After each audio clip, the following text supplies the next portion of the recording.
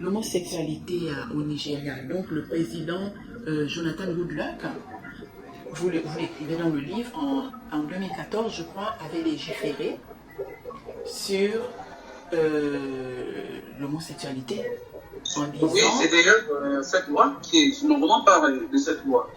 Quand en 2014, Goodluck Jonathan vote à l'Assemblée une loi qui condamne l'homosexualité d'une peine qui va de 7 à 14 ans de prison, le juriste en moi, il a peut-être interpellé. Je me suis demandé si c'était une régression ou si c'était une avancée sur le plan juridique.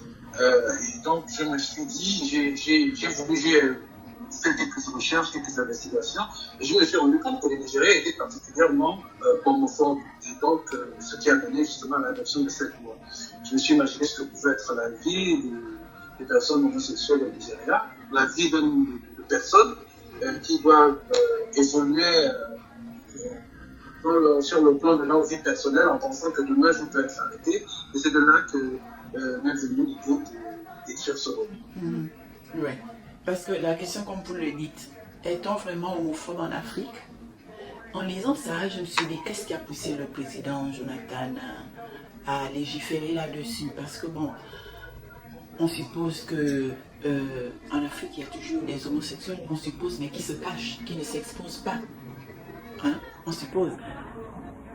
C'est ça? Je pense que c'est un ensemble de choses qui a poussé à cela. Il y a d'abord ce qui se passe en Occident, puisqu'aujourd'hui, on vit aux États-Unis. Aujourd'hui, aux États-Unis, le lobby homosexuel, le lobby gay est devenu une espèce de hambourg. C'est une pieuvre incontrôlable qui fait un certain nombre de choses, qui fait imposer ses vues, sa façon de fonctionner sur le reste de la société.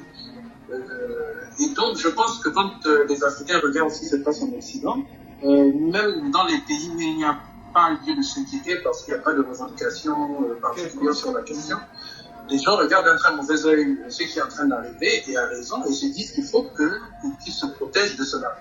Et peut-être pour eux, sur le moment, la seule façon de se protéger, c'est donc d'adopter des lois, de sortir le phénomène du vide juridique dans lequel ils se trouvaient, et de venir le mettre en loi pour pénaliser l'homosexualité.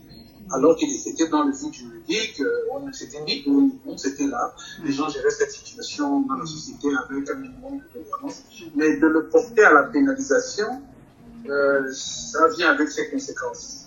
14 ans de prison. 14 ans de prison, voilà, oui, c'est ça.